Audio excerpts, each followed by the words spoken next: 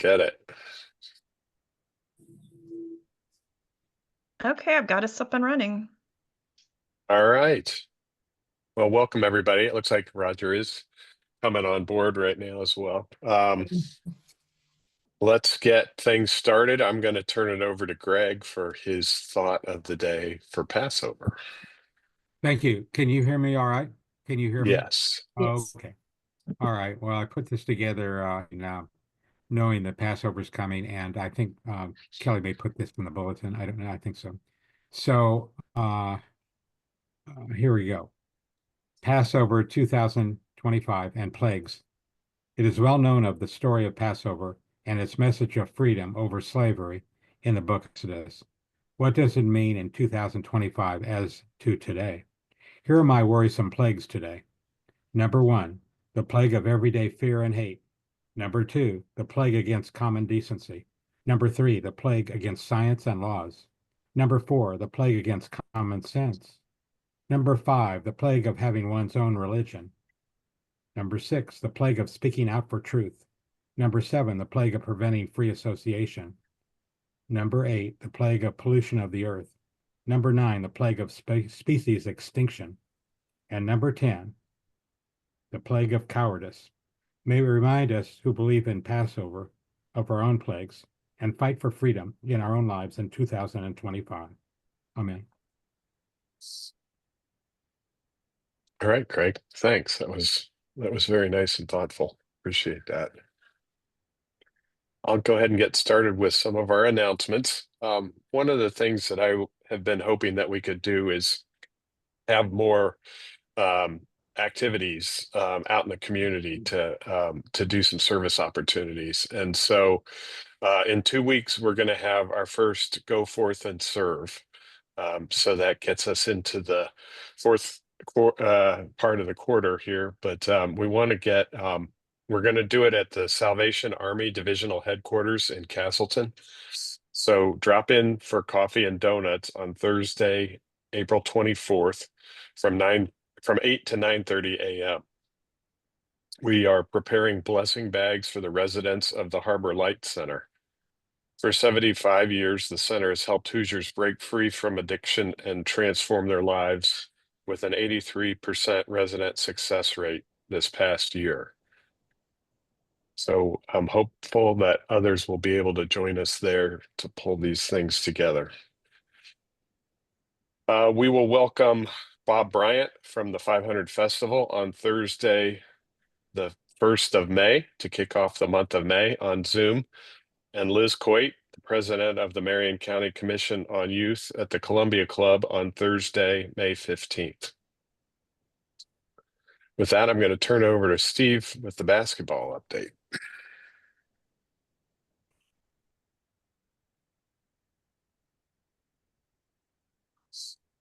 Steve on? He was. There, now I am. Sorry. Okay. Sorry about that. Yeah, we've had a lot of basketball lately, so I just wanted to give an update. We presented 5 academic scholarships at the 79th Annual Boys Basketball Finals Lunch at the end of March. Over the years, we've awarded $135,000 to 171 student athletes through the support of the Kiwanis Foundation of Indianapolis. And the 2025 Jim Mills MVP Memorial Scholarship was presented to Colton Phillips of Perry Meridian.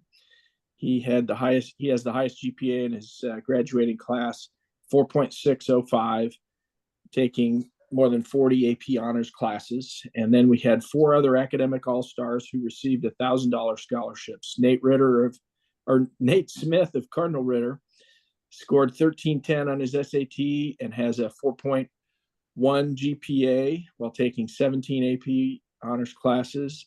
Camden Bennett of Speedway High School is in the top 10% of his class with a 4.4 GPA, taking 19 AP honors classes. Mark Crane of Covenant Christian had a 1210 on his SAT and has a 4.15 GPA, taking 11 AP classes. Reese Kumler of Lutheran High School is 7th in his class with a 4.24 weighted GPA and earned 1250 on his SAT. And we, of course, want to thank the Jim Mills children, Jeff, Jennifer, and Jamie, for continuing this Mills Scholarship to honor their father's legacy and their annual contributions. Next week, kind of to wrap up our IHSAA partnership, if you will, we're going to be at the Impact Awards next Thursday evening. The Impact Awards are IHSAA Foundation's new program they started last year. And so we have been invited to present our Female Athlete Award at the IHSA Foundation second annual Impact Awards at the Colts Gridiron Hall. And thanks to Trina Raudebush and Laura Berry and Loretta Steele for the leadership in this program over the years. The Kiwanis Outstanding Female Athlete Award is given to an Indianapolis area student athlete who displays leadership, discipline, and caring for others in her school, team, and community. And this year, Anna Caskey, who is a softball and basketball athlete from Bishop Chatard, will receive this year's $2,500 scholarship funded through our foundation. Additionally, Kiwanis will be presenting a Distinguished Hoosier Award to Judy Warren. Judy Warren spoke at our girls' basketball luncheon on February 28th and is Indiana's first Miss Basketball and was present for the 50th anniversary of the beginning of girls' high school basketball. And this is an honor that comes from the governor's office. Being a distinguished Hoosier means that you have made significant contributions to your community, and your qualities and actions endear you to the hearts and minds of Hoosiers. The IHSA asked us as their partner to present this to Judy. And Kiwanis is going to be filling a table with some complimentary seats. Please contact either myself or Kelly if you'd like to come. And that's next Thursday at the Colts Complex. Thanks. All right. Thanks, Steve. Laura, do you want to give us a report on the on the mid-year convention that we had just recently? It was Mary Lechner, one of our newest members, Tom Eubank, Roger Cummings, and I at the mid-year. And at that time, we presented the foundation's $7,500 gift to Riley and sent that to Mel Sexton and the Indiana District Governor, Al Riggle. So I wanted to let everybody know that we Kiwanians, we've committed to raising $1 million over the next 4 years to establish accessible health services for kids and teens. And our clubs brought more than $102,000 to the district convention in total during that big parade of checks. So Mel also shared that our license plate, as well as Tom Dunham's license plate for his beloved wife, Patty, will be displayed on circulating Riley wagons, hard to say, over the next coming month. All right. Thanks for that update. That's terrific. Roger, about talking about what other opportunities we have with clubs in the area.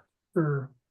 If you guys are looking for something to do this Saturday night at Indy Northwest, they're having a Jeff Vesley Sip, Savor, and Spend, which is a fundraiser, their main fundraiser.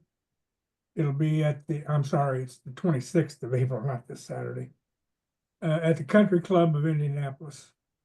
Tickets are $90 each and fund their Clothe a Child, Backpack Attack, Pike Homeless Initiative, Citizenship Awards, SLPs, Riley Gift, and community grants. So that's on April 26th, if you're interested. Sandy Lynch has the information. Kelly has it too, as do I, if you're interested. Lawrence Club on Saturday, this Saturday, pancake breakfast at Applebee's. And you can get more information from the website.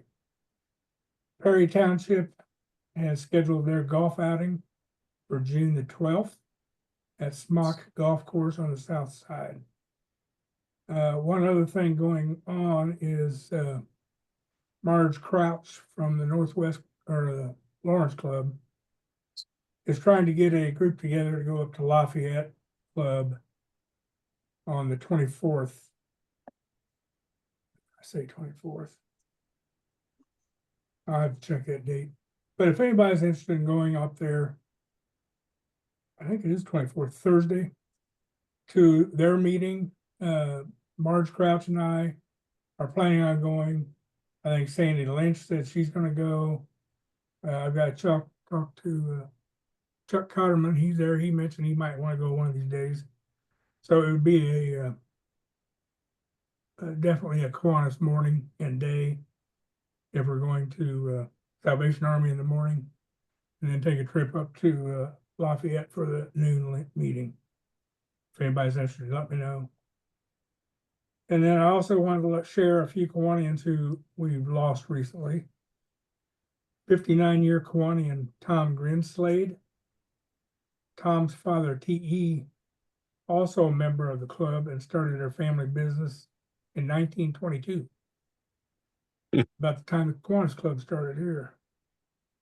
And Action Club president Ray Higginbottom was a shining light and earned a Distinguished Service Award from Kiwanis. Rob Schlegel and Tom Dunham set up the Capital City Action Club in the 1990s, the first in the state. We'll honor these members as our candle lighting next year. I guess what I've got, Eric. All right. Thanks, Roger. Appreciate it. And sorry to lose those guys. They're both new from joining the club and really great guys. Yeah. Okay, time to introduce our speaker. So for nearly 4 decades, INvestEd has been providing students and their parents with solutions to help put higher education within reach. They believe that strong choices before college are the best way to limit excessive student loan debt after college. They provide friendly, free expert financial aid to students, families, and counselors at hundreds of Indiana high school events each year, as well as over the phone, in print, and via email. William Wozniak has been helping families and Indiana schools with financial aid initiatives since 2003. He is Vice President of Communications and Student Success for INvestEd, manages the INvestEd financial aid literacy effort across Indiana, and is co-chair of ISFAA's College Goals Sunday and School Counselor Workshop leadership teams. He received the Indiana Student Financial Aid Association Distinguished Service Award in 2013, the ISFAA President's Award in 2011, and New Professional Award in 2005. He has a degree in broadcast journalism from Syracuse University. He was also just featured on First Day with Terry Stacy this past Sunday. You might remember that Graham Honecker and Alex Core were on her show last year, and that Terry joined us at this year's Abe Lincoln Awards. So with that, welcome. Thank you. My turn? Yep, you're on. So thank you so much for the opportunity, everybody, to chat a little bit today. As I was saying right before the meeting began, what a time in financial aid. It seems every year there's exciting things, but this year might just be, topping them all. And so I threw some slides together that I'll share here in a moment. And I just tried to throw some slides together. INvestEd, the not-for-profit that I'm with, started in 1980, 1981. We've been around nonstop, through this whole time. But what we just try to do is to help any Hoosier with any question about post-secondary ed so that they aren't scared. They have an expert resource, a friendly, free expert resource, whatever path they want to go, and they can get their questions answered in a real timely, fast, fashion, and then be able to go and have the least debt possible. And that changes over the years. And so I'm going to show you some slides here on some of the things that we're doing, but that's the concept. It's what can we do to help any Hoosier anywhere in the state in the best way possible with all these aspects of post-secondary education with the least debt possible. So let me just click on share here. And hopefully everybody can see that. Yes. Okay, beautiful. So here we go. So just very quickly, over 40 years since 1980, 1981, mission-based nonprofit, provide Hoosiers the tools they need for education beyond high school, limit student loan debt at the same time. We're over 1,000 events a year now annually, over 80,000 attendees at these events, and then 12,500 individuals help. That's individual phone calls or individual people stopping by the office or whatever, in addition to the events. And then over 1,200 specific FAFSAs filed in addition to that. So just a little couple tidbits about scope and whatnot. I thought it would be helpful as I talked about what interesting times, the headlines and the things that are going on right now. And as I said, I've been doing TV and radio interviews the last couple weeks, and another batch of requests just came in today because financial aid, paying for college, paying for post-secondary ed, it's out there right now. And we had things going on with the income-based repayment plans. What are the repayment plans? What are the federal student loan consolidation plans? What's available out there? So a lot of students that have graduated college, they're a little bit older, they're trying to figure out, what do I have to do? How does this all work, right? And at the same time, so those are making their way through the courts, and we're able to help Hoosiers with answers for their specific situation. So all that is going on, these income-driven repayment plans, and they just slide over into so many aspects of student loan repayment. And so a lot of families and students have had questions about that. And at the same time, right here, we're a few days from April 15, and April 15 in Indiana is the FAFSA priority filing deadline. The most important form for paying for college is the FAFSA. It's for federal aid, it's for state aid, it's for aid from the colleges, the institutions themselves. And so the state priority deadline to be eligible for state financial aid is April 15. So our phones, I'm watching off to the side, our team in the other room there, the phones are ringing off the hook and emails are coming in from people asking questions. So this is all happening at the exact same moment right now. And again, some more headlines as all these different things are sort of coming together at the same time. And there's answers for these questions, but it's different family to family, situation to situation.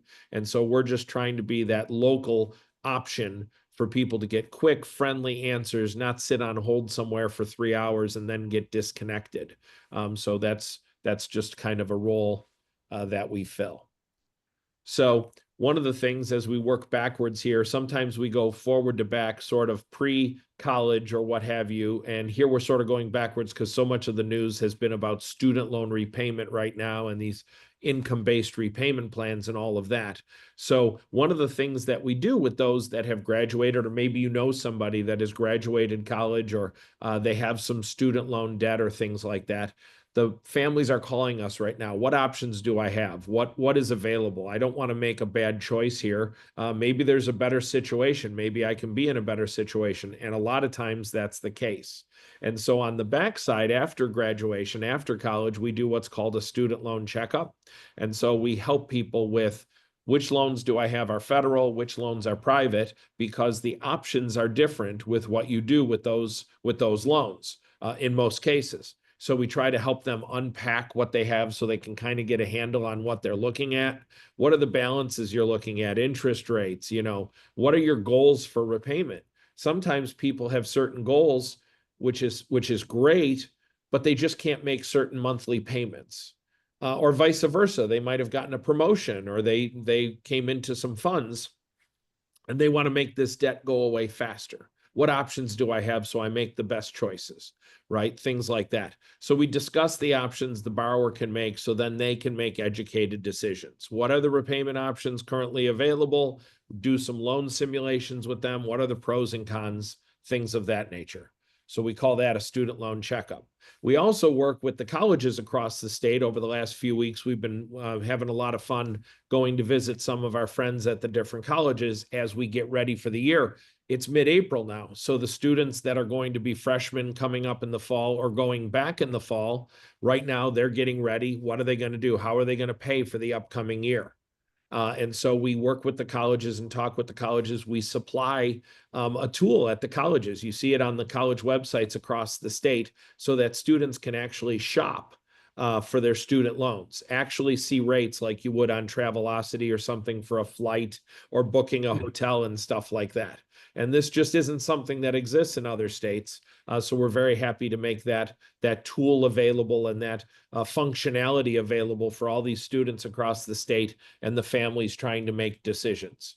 So we've been working on that, and that's again to help sort of on the front end so people don't get in the worst place on the back end, right? So try to attack it from that side.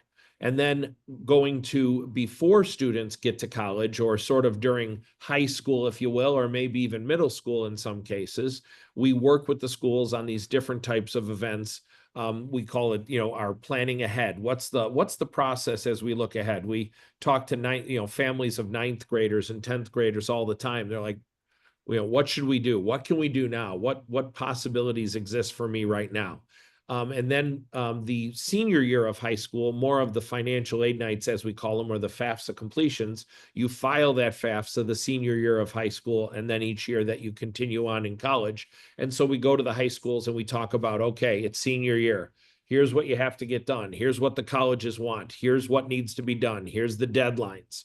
Don't miss this deadline. Don't miss that deadline, just like we talk about the April 15th Indiana priority deadline. That's a big one. That's for all of Indiana financial aid. So that's one of the biggest ones. But the colleges have their own deadlines. Scholarships have their own deadlines.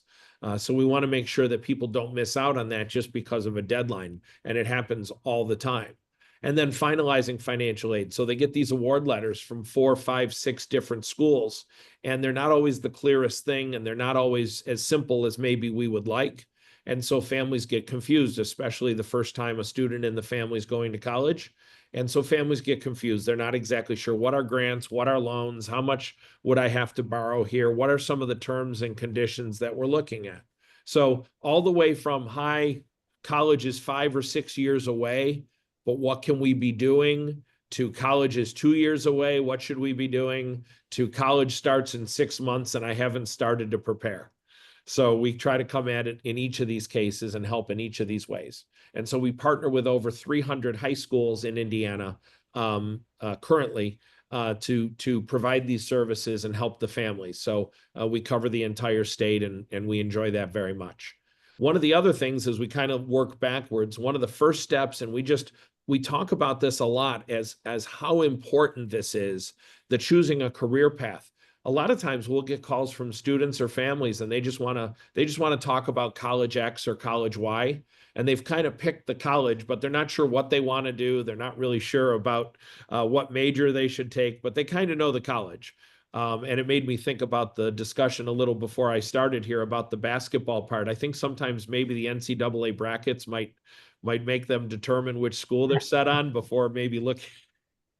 And I'm not here to judge, but so we try to get them focused on, okay, what career am I looking at? What major should I be looking at? What is that pay? What is the income? Not that pay determines everything, but you can't really determine what's an okay level of debt if you don't know sort of what's going to be coming in on the other side. And that's where the problem often happens.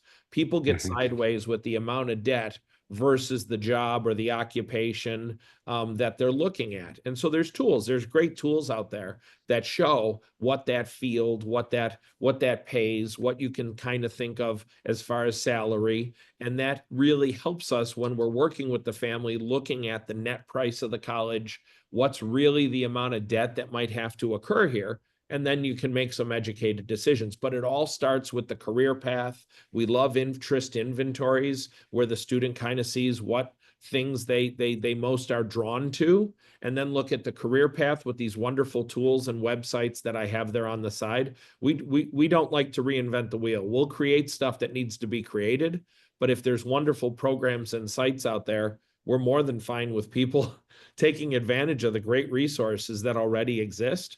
And so this is a really important step in our process as we work with the student, work with the family. And then, of course, we have web pages on each of these items and topics to get more specific. But these wonderful sites here talk about these things. And then something like College Navigator there, which is one of the sites that we use all the time, it shows you the net price, the average net price by income for every school across the country. So we're able to very quickly, instantly know kind of the range that a family's looking at to actually pay, not sticker price. I don't want to know about sticker price. I want to know about net price. If the sticker price is 50, but I'm going to pay 10,000, I'm concerned about the 10. That's what I want to know about. And we're able to find that easily at these wonderful sites and some of the resources that we work with. Again, we always want to try to remove roadblocks, and we talk about this all the time. So many families think they're the only family with a question. So many families think that they're the only one nervous about the process or the forms, or this doesn't really make sense to me. And I tell them, my brothers and I were first generation. My father worked at a steel mill, and he said, you guys are going to college, which was great. But we had never done it. Nobody in our family had ever done it. Now every single member of our family goes. But we didn't know, and we made a lot of mistakes. And so my brothers laugh at how I spend my life now working on these things because we made every mistake. We didn't know. And so they said, well, you're kind of giving back, right? You're trying to make sure that other people don't have those questions. So when families say to us, I'm not sure how to do this, or I'm probably the only one with the question, I'm like, you're not. Almost nobody does know. And so you have a friend here in Indiana that will help you, completely free service on all this. So again, families think they won't qualify. When we show that net price on that College Navigator tool, people immediately say, we earn this, or this is what our income is. How come our net price is only this? We thought it was going to be 52,000 and it's 15. How can that be? And then we can get into the reasons, the specifics, but first you have to let people know kind of what the range is. What are we dealing with here? And it's such a huge part. So we want to make people sure, no, they walk away all the time because they think they won't qualify. They don't understand all the different types of aid out there. Many just don't apply. They just go, I'm not doing it. And they find out maybe junior year or senior year of the student in college that there was aid available, right?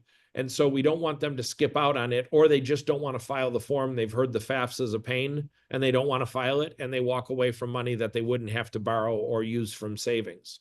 And just help them identify what's important when reviewing the post-secondary options, estimate the funds with net price calculators, all these different things that are really straightforward, but this is what we're trying to do. We're just trying to lower speed bumps, and we're trying to just get rid of hurdles that scare people away. Pressing the arrow forward. Oh, sorry.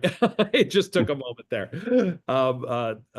Very quickly, this talks about what I was just saying. The ways to minimize college costs when you can take AP classes or dual credit courses on the front end that can sometimes save some of the classes you then have to take later. Commuting versus living on campus. We've talked to students and families where they kind of wanted to go away and maybe it was just a little too much. And we've got such wonderful colleges here in Indiana where they can maybe commute at least for the first year or two or things like that. It can make a big difference. Summer online courses, it can really make a difference. It's a good thing to consider. But again, we look at that cost of attendance, which is the sticker price, that for many reasons, the schools have these sticker prices that scare a lot of people. And then we look at the free money, grants and scholarships, to determine what that net price is. And that net price is critical to doing the work that we have to do.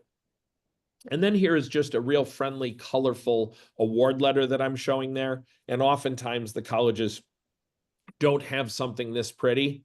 Sometimes it's more like those word problems we used to have back in school, and you read those 7 paragraphs and had to figure out the mathematical equation in it. Sometimes these award letters are more like that than the pretty one we have here. But all we're trying to do here is to list off things so family can really wrap their head around What am I being charged? What do I have to pay out of pocket? What might I have to borrow? What am I getting from the state or from the federal government or from the school, and sorting it out. And it's really such a big thing, just like maybe getting ready for your taxes, getting everything set up and get it into the right pile before you dive into it, things like that. And it's an important step, and it's real straightforward, but it makes a big difference in many cases. And then again, we always try to put all these printed, colorful materials. We update these every year, and we love it. We walk into a high school somewhere in the state, and we walk in, and some have billboards. Just the whole, the pegboard is just filled with these because they're completely free. We want everybody to use them. And again, as we go to different events, we take these with us, or families can just go to our website, print it off. We never even know they were there, and they could just go print these off and use them. We try to do a one-pager for every topic. Questions to ask on a school visit, scholarship search tips, all sorts of stuff like that. Just different things along those lines, just to try to make it easier or handy or helpful for the students and families, so they have something in their hand that they can use or refer to if it's helpful. And those are the slides I have. I don't know if anybody has questions or what the protocol is or all that, but that's the long and short of it. That's what we're up to. Well, thanks, Bill. I definitely think that we'll have some questions here. I know I've got one. I've got one. I'm curious. You said that College Navigator, it does cover colleges outside of the state of Indiana. What percent do you think of the students that you're helping are in Indiana versus outside of Indiana? You have any sense? Well, that's a great question. So here's the hard part. I'm not trying to equivocate, but here's the hard part. So when we say help, so we'll walk into an auditorium, and you'll see 100 families there, or 80 families, or 60 families. So a lot of the help we give, so we'll speak at the front of the room, and like 10 families will come afterwards. But people will come, they'll see the presentation, and then off they go.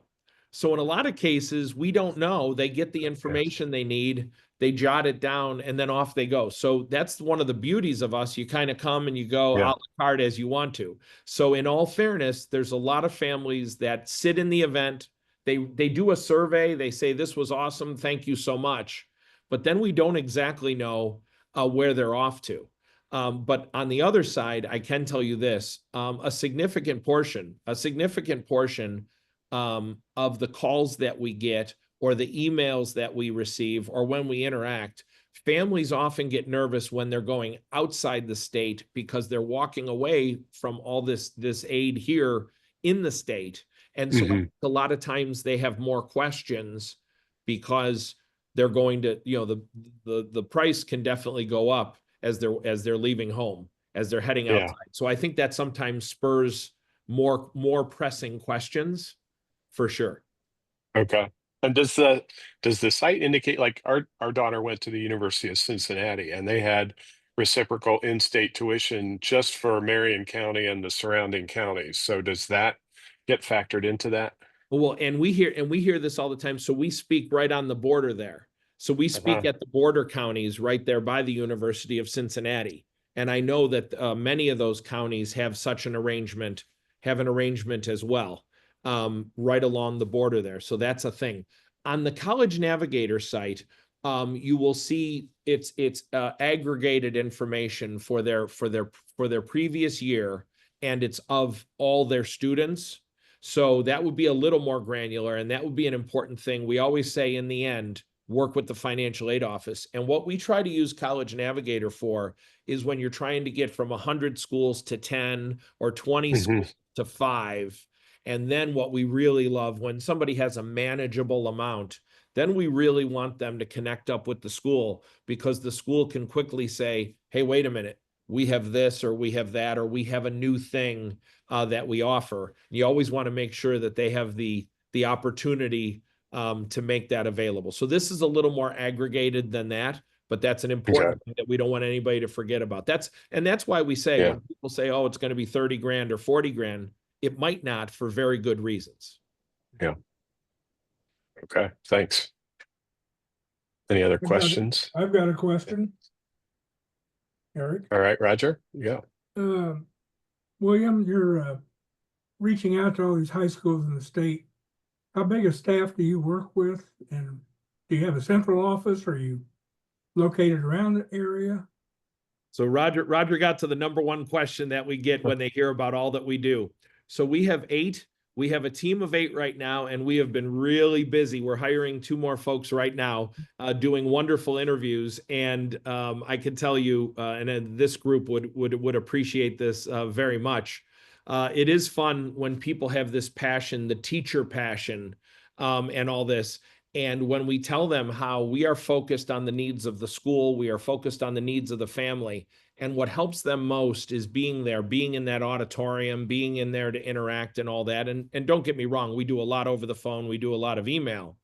But when they find out, okay, so I'm going to Richmond tomorrow and I'm going to Terre Haute on Thursday, and we're going to set up shop and we're going to work with these 40 families or 50 families. And you can see the light in the eyes of the group that we have, because they're like, whoa, like every day I'm going to be helping another big pile of Hoosiers. And you could see right away the people that are like really passionate about it. But we have a team of 8, and we've been working on we're real diligent about it. The next 2 that are joining on, because you got to love it. It's a real thing. And again, think about, the winter, during the winter, like everything is a thing. And the schools and families really appreciate it, but that's the best way to give the help. But again, a gang of 8 right now, and they're very, very energetic, and they're really looking forward to April 16, because after the priority FAFSA deadline, they get a little bit of a lull, and they can get to the state fair. And by the way, we have a state fair booth, so we hope everybody stops by in the air conditioned building. So now I do have one other question, if I can. I know you help students getting ready for college. Is there help available for kids after college that have large loans? Yes. Trying to figure out how to get through that? Yes. And I did it backwards. I usually go linear, and I went backwards this time. That student loan checkup is for any Hoosier. And sometimes, remember, parents have those plus loans, those parent loans too. So it's for any Hoosier, and they just give us a call, and it's just like a doctor visit. Sometimes we're like, yep, you have everything in the perfect spot. And sometimes it's a mess. You have bad readings all over the place. So anybody can call us. It's completely free, and we work with them and sort it all out. And that's the student loan checkup. The people that worked with us on the front end don't usually need the checkup, but those that didn't get to know us often do. I wish you didn't when my kids went to college. That would have helped. Thank you. It looks like you've got a question, right? Yeah, I do. I have a Bill? question. Greg here. Hello? Oh, look, Hello? I looked like Tom had his hand up first, Greg. Sorry, I was Go going ahead, to Greg. Go go ahead. to Tom Okay, for no it. problem. Go to Tom. Couple questions. 1, how do people find you? 1, and 2, how are you funded? 2 great questions. So number 1, InvestEdIndiana.org, InvestEdIndiana.org. And on our website, there's a contact us page, and then there's all the different ways to contact us. But if anybody, you could write it down. It's a real easy number. The other part is 317-715-9007, 317-715-9007. And that connects up to our entire team. So whether it's a loan question or a FAFSA question or anything, people can just give us a call, and anybody that they talk to on that line would be able to get in touch with us. And investedindiana.org is the website. Was there another part of the question? How are you funded? Oh yeah. I went in reverse order. I apologize. So the technical name for INvestEd, which we for branding purposes 7 years ago were told nobody knew what a secondary market was. So our official name was Indiana Secondary Market for Education Loans. And if you do the acronym there, I don't want to say the acronym. So the acronym's not good and the name's not much better. And so some experts 7 years ago said, why don't we come up with a name? And that's where we came up with InvestEd and the logo and the state of Indiana. And we really like that. So that's what we are. So nobody knew our name, but the reason I'm saying that is we've always been a secondary market. And so going back to 1980, 1981, when we were created, we were set up and we worked with all the community banks across Indiana because the community banks didn't want to hold the student loans. They would have 3 loans here, they'd have 2 loans here, they'd have an envelope full of money, and the banks didn't want to deal with all of it. And so we were set up so that we could go around and we would buy these loans from across the state. And then over time, you could buy these portfolios of loans from across the state, from other entities that were going out of business or whatever. And so over time, we were doing all these different things. And by over the years, accumulating those loans and doing bond deals and all the things in the room that they don't let me go into. I'm on the other side of the shop. But as they would do all these things, and we were set up so that we would be able to do these things, help the community banks, help all these different ways, and then do the bond deals and do these different things so that we would have funds. And so we are a not-for-profit. And so we did these things very well. The experts at the other end of the building are very good at what they do. And so we were set up to do that, but then do these other missions. And it was just such a fit. We knew the student loan side of it. And then it was like, hey, let's help everybody with how to do the FAFSA and all these other things as our not-for-profit mission. And that's really the part, the advising, the helping, the teaching, the coaching, and then the student loan aspect. And that's why we work with the colleges so closely as well. So are you paid by the college? Are you paid as a fee for what you do? No. So because of so the reason I was talking about those student loans, so for all these years, we bought these portfolios of loans, very large portfolios of loans, and we made, and then you do bond deals off of these loans. So we did this for years and years and years to build that up so that all of the advising, all of the work with the colleges, all of this stuff has no charge whatsoever. Nothing. I have another question, Eric, Sure. for Bill. Let's see, there's some developments that are going on around the country for discounted tuition for those that are around a university. And I can give you 2 examples, Butler and Xavier, where students can be discounted for 2 years and sometimes entirely skipped for schools that are near Butler or near Xavier. I think there's other schools. So you might look into that. Those have been major discounts. And that's something to look at that possibly can help. And secondly, there are various scholarships. I'm involved with Butler, so I knew about. Also, I'm involved with Indiana University at Bloomington. And there's also programs that provide there are scholarships out there that for minorities, particularly for those who are qualified minorities, Black or Latinos, or anyone to do joint programs at Indiana University with scholarships. For example, we have 78 students right now that are from different backgrounds and different faiths that are in the Boren's Jewish Studies program. And one of the programs is a Blackness Jewishness program, and that provides joint classes. It's scholarships there. So you might look at special situations like that where they're endowed at Indiana or Purdue or Notre Dame or wherever that provide additional funding for various students that have specific interests in joint minority major or joint majority minority interest, for example, going into some kind of studies and being involved with Kelly Business. Or but those 2 are options, and there are got to be other options around the country. So there's a lot of stuff going on that will try to alleviate to the incredibly high cost of trying to get a college degree today. Mhm. Okay, any other questions? I guess I only have one more. Does the counseling extend to graduate school as well? Or is it, I mean, for any post-tertiary, I guess, or whatever that counts as. So I That's can't it. get mine out of school yet. So I've got 2 that are in grad school. I'm trying to. Yeah. No age. There's no age. And that's what we always say. We're not, some people thought, well, we're just for 4 years, or we're just for 2 years, or we're just for whatever. Again, when students are, we interact with so many students and families across the state that whatever path they want to take, we've worked very closely on Department of Workforce Development issues, initiatives and things like that. Because again, when the student meets us and they want someone to help and they're trying to figure it all out, at some point they're going to be connected up with somebody really the perfect person, or the school or the institution. But at that point, we want to be able to help them to sort through their options, make their decisions well. So it's for any age, as long as they're looking beyond graduate school, 4-year, public, private, all the above. Everybody's welcome as long as they have questions about post-secondary education and how to fund it. Okay.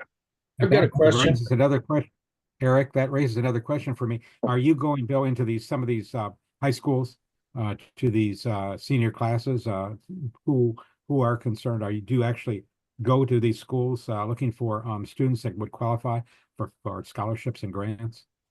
We reach out to every high school in the state. Well, every school in the state multiple times.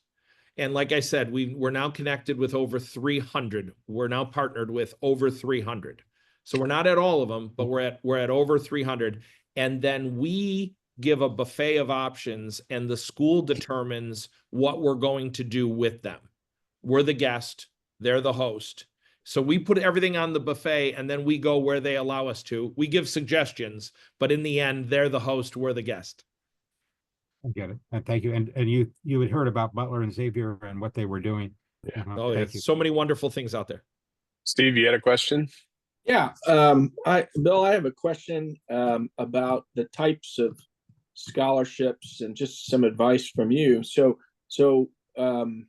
we, the Kiwanis Foundation, we give out some needs-based scholarships, but I think more academic-based scholarships. And I've noticed that seems that the people that are the academic scholarship winners tend to win a lot of awards. So they become like very proficient at applying and receiving awards. I'm just wondering if you feel that there's more of a need for needs-based scholarships from what you've seen, and how you might structure something like that.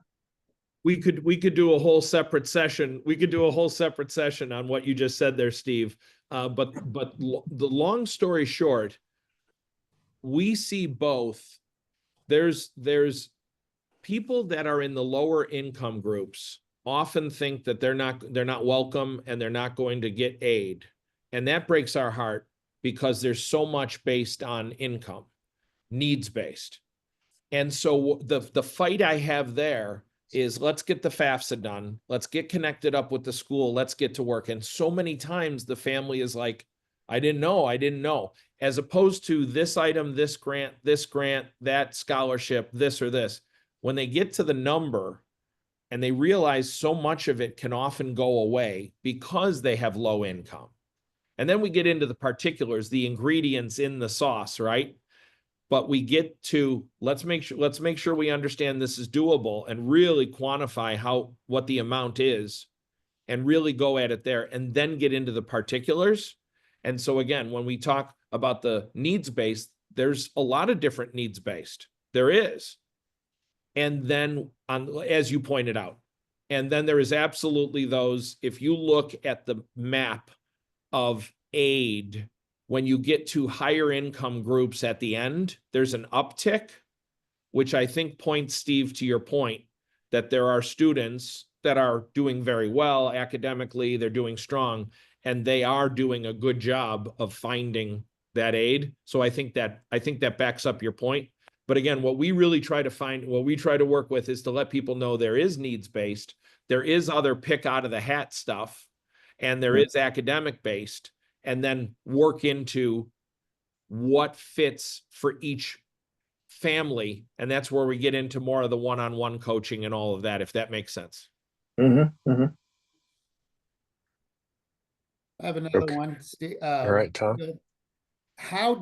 With the people that you've worked with, how many have or have not utilized 529s, and how effective can they be? And how does that fit into your whole system? I love this group. You guys are hitting on everything. Okay, so let's get to this one. Just like everything else, I think every question here has had an interesting twist to it. So here's the situation there. So 529s are incredibly valuable when we talk about, especially when we get to meet a family in 5th grade, 6th grade, 7th grade, 8th grade. With Indiana if you put in Indiana, if you put in 7,500, if you're able to put in 7,500 into a 529, you get 1,500 back on your taxes as long as you're paying taxes. So you put in not everybody can put in 7,500, I know. But if you put in 7,500, you get 1,500 back on your taxes. Okay? So you're really only out 6,000, and then the money grows tax-free as long as it's used for educational purposes. So we meet families all the time that have been able to do this, to put in the money, and then get the 20% back. So it is a huge, huge benefit. And then it grows tax-free.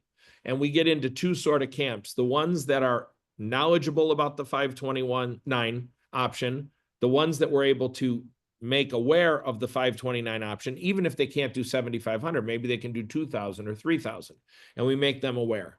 And then you have the other group that is really having a tougher time, and it might as well be trying to get to the moon, right? They're just not, they don't have the funds that are able to do that. And so what we try to do is make sure families know about it, know how valuable it can be.